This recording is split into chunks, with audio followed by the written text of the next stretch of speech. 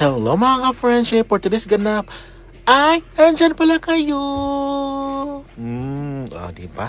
Ang pag-push over karon ay, mulilis ako i-adjust ang camera, ay, grapes. Ipagawa sa to ang grape sa plastic. Diba? Ang laki ng grapes, parang mukha ko. Ilagay sa lalagayan at, shrimp. At sunod ay kamatis at sibuyas. Nasa plastic pa daw. Pero, ay bugas. Magluto sa taog rice. Hugasan ng rice. Pag ibutang itakak ang rice at shrimp. Di ba? Hugasan ang shrimp para limpyo, para walay hugaw-hugaw. Ingon ani ang paglimpyo sa shrimp. Putlon ang yung mga balahibo-balahibo. Ana siya. Tapos, importante diya nga paglimpyo sa shrimp. Dapat kani siya kining at tinae sa shrimp kay hugaw ka na siya tanawon. Di ba? Di ba? Dagko kaayong itong tanggalo na siya, ana. Tapos, limpyo na ang shrimp, ana. Sure na gina siya na limpyo. Kamo gani maglimpyo mo sa shrimp. Ayun kalimti. Sunod kamatis. Hugasan ng kamatis, dayong hiwaon.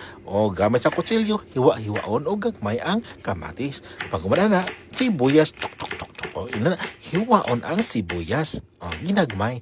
Pag sa sibuyas, sa marin yung sunod, di ba, of course, ang bawang. Ganito, idikdik ang bawang. Ganyan lang daw. Sapa, dalawa, tatlo. Ganyan. Pagkatapos ng bawang, ayan ang shrimp. I-display na ang mga ricados, kamatis, sibuyas, ahos, or bawang. Pagkatapos niyan, kumana isang kaldero at itak-ang ipasiga ang kangan. Ang lutuan di ay, paguman, 1, 2, 3, smile. Di ba? Paguman, butangan ng mantika, kainit na ang kaldero. Ganyan. Di ba? Ganito ang pag-check. Kung init ang kaldero, ilagay mo kamay mo. Kung pwede, ipasok mo doon sa ilalim. After that, ilagay ang bawang at ang sibuyas. Ewan ko ba, bakit yung ganun talaga? Pero, isutay daw muna, isutay. I-check na to, bebe, tanato na to. Ganito. Perfect. Ingat na dapat pagsutay. Sibuyas o ahos. Tingnan nyo. Mabango na yan. Pagkatapos nun, ang susunod ay ang kamatis. Diba? May kamatis na buhay yan. Nakita nyo yun? Lumipad, tumalon. Ang ibang kamatis kasi ayaw niya magpaluto. After nung nilagay ng kamatis sa kaldero is okay-yun. Imikos-mikos. Tapos, takpan. Ganyan. Takpan siya. After na mga ilang minuto, buksan. Diba? Nakita nyo, binuksan ko siya.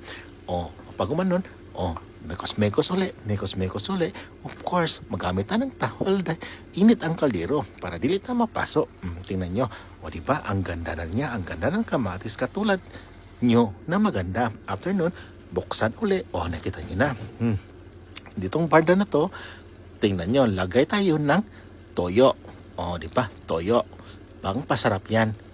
Konti lang ang mga ricados dyan. After ng toyo, maglagay tayo ng yan, oyster sauce. Diba? Shalan ako, may oyster sauce.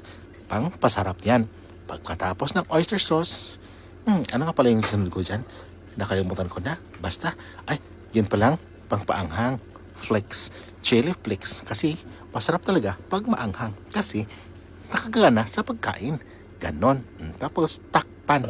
Diba? Takpan. Huwag niyong kalimutan. Ganon kayo pagluto. After, nakita niya, kumukulo-kulo na ho yung kamatis. Diba? Para na siyang tomato soup. Tomato soup. Parang sabaw na tomato. Kasi, medyo maaslum. Lagyan mo ng sugar para pang pabalance sa taste. After nun, ilagay mo na ang shrimp. Ang shrimp na malalaki. Diba? 15 pieces lang yun na shrimp ang nilagay ko kasi ako lang muna kakain dyan. After nun, diba? Sagdaan lang na siya dyan. After that, magkulo-kulo na po na siya abrihan na po ang kaliro. Meaning niya, lamin na siya. Luto na siya. After isang minuto, okay lang na siya. Luto na po ang rice. Of course, sa may sunod, kung luto na ang rice, kablo na mo. Diba? Isa pa, tanaw pagid. Perfect la. Diba? Luto na siya. Lamig na kayo na. Ayan. Luto na po ang luto na mga fresh watsisikoy. Diba? Na. Itong rice. Of course, ang partners na rice. Itong ulam natin na kumukulo pa. Diba? Kung siya, ano bang susunod na gagawin? Of course, lalamo na po tayo. Oh, di ba? Tayo ay alam mo na. So, kain tayo mga friendship. Sana busog-busog ako ngayon. Bye!